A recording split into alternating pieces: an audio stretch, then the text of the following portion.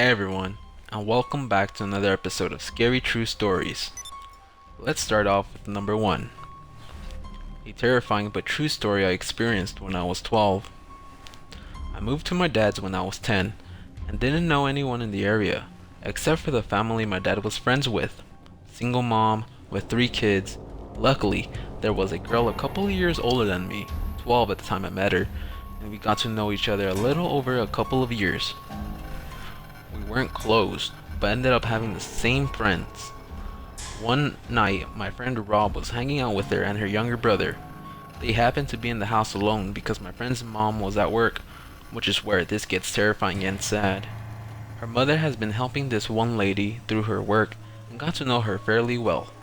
She found out her sister was in a mental institution and was let out recently. The night Rob is hanging out with my friend, they get a knock on the door. My friend thought it was just their mom. She knocks a certain way when coming in, and answered it without thinking. Rob wasn't supposed to be there, and he took off through the window to his house down the road. He never thought twice about it. It wasn't her mom.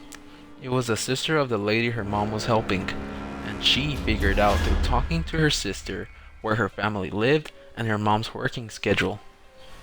She came in, and this is where I don't know the details, and I'm glad I don't. My friend's younger brother got away to the neighbors to call the police. The lady had brutally murdered my friend a week from Christmas, decapitated her, and left her body naked in a bathtub. Hid her head, and they had to look through the presents, and I don't know where they found it, but they did. I wasn't allowed to go to her funeral. Number 2. Our elderly neighbor fell sick and had to go to the hospital. Her niece asked us to take care of her dog while she was away. So after schoolwork and dinner and all, me and my brother were sent over to make sure he was doing okay. So it was at late at night in this weird old lady's house. My brother was in the shed with the dog, and I was in the living room looking at the creepy old photos on the mantelpiece. What follows is true. I heard the door creak, and then a woman's voice called out the dog's name.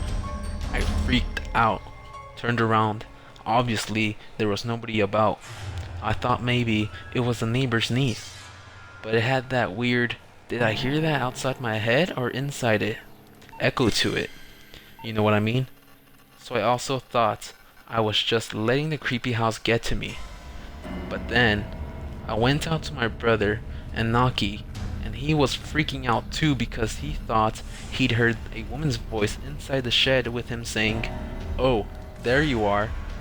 We both agreed the voice had that weird in-your-head sound to it, and were convinced there were ghosts in the place. Left the dog in the shed, went home, and were greeted by Dad, who told us the neighbor's niece had just called to say the neighbor had just passed away in the hospital a few hours ago. Number 3.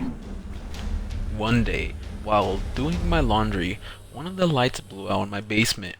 My basement is set up so that the laundry room is split from the other side of the basement with a wall and a door. In order to get upstairs, you have to exit the laundry room and go through the other part of the basement.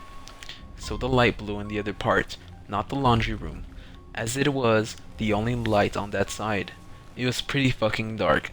I finished the laundry I had to do while dreading the walk through the dark basement. I exit the laundry room, get halfway through the basement, and I heard a loud cackle. Imagine a sound people make when they imitate a witch.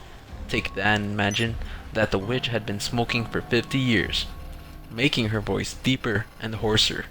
That is what I heard, clear as day, right behind me. I did not look to hesitate to bolt for the stairs. I waited until my father got home, and then changed the bulb. I have yet to hear that cackle since, and I have not told a single person in the house about it. Number 4. I had a stalker for about 2 years. It started at my first apartment when I was 18. He would do little stuff like stand on my porch and tap on the windows, or walk around the backyard. I could tell because there was lots of rocks back there that you could hear sloshing around. I called the cops. They checked it out and said they didn't see anything. Plus I started tuning it out, just figuring It was a wild animal. After about 6 months, me and my boyfriend decided to go see a concert out of town. We left our dogs in the basement of the house because my brother would come by a few times a day and let the dogs out. When we got home, things started getting weird. I should mention 3 things. 1. My bedroom had the door to the attic in it with one of those chains locks on it. And 2. The next door apartment was abandoned. And 3. We never went into the attic because it had holes in the floor. At night, we started hearing noises in the attic. Sounded like footsteps, and the dogs would growl at the door all night. We didn't find out what the noises were until we moved out. We went up there to get our Christmas decorations, and someone had broken the brick and the walls apart that separated the 2 apartments. The other apartment had a bed in the attic and other miscellaneous stuff. We called the landlord who called the cops, and we didn't have any more strange things happen until about 4 months into moving into the new place, which is where it really gets bad. My underwear started coming up missing, and the house would look like it being rooted through. The bad side of the new house was it didn't lock on the side door, but my boyfriend nailed the door shut. I go outside one night to let the dogs out, and there's a guy outside on the road. He starts saying my name over and over and over again. I go inside and I call the cops. Sure enough, he's not there, but now at night I can see him walk up and down the road. One night, my boyfriend has to work until midnight, and my roommate won't be home until 6 a.m., so I am home alone for 3 hours. Since I'm scared to sleep alone, I lock all the doors, turn on the bathroom light, and turn on the TV and my fan. I also lock the dogs in the room with me. About an hour after falling asleep, I am awakened by the dogs barking loudly, but it doesn't sound like they are in the same room. So I sit up and everything is shut off. My boyfriend walks in the room and informs me that he is home early and not to worry, that power is just out. So I fell back asleep until 2 hours later when my boyfriend comes in the room and asks, "Why is everything off? One dog is locked in my roommate's room and the other was bleeding." I jump out the bed and call the cops, at which point I notice semen on my bed. I was sleeping at 3 a.m. in my basement room, wake up to the sound of someone moaning in agony on the couch. The way my room is laid out, I couldn't see him, so I just assumed I was hearing things and tried to go back to sleep. Didn't go away. 5 minutes later, leaned up and saw his legs and shoes. Oh, same as a friend who had been home earlier. Nope. Lean up farther, he's Hispanic, my friend is Greek. I sit there for 30 seconds and my first thought is to attack the fellow. I had a 3-inch knife on my nightstand. He hadn't noticed me. Weird room. Instead, remember my room locks from the outside. Converted basement. I move, he hears me, and chases me out of the room. I get there first, and lock him in. I sprint up 2 flights of stairs to wake my parents. I'm 15, and they just think I'm having a bad dream or something. They walk downstairs. Right as they approach my room, the edge of a 10-pound weight from my room breaks through the door. Oh, there's actually a guy in there. My mom reached for the phone and called 911, while my father, with her, went up to the middle floor of the house and drew a broadsword from the mostly decorative suit of armor in the living room, and tells me to fetch the cavalry saber from the umbrella stand. Weird family, okay?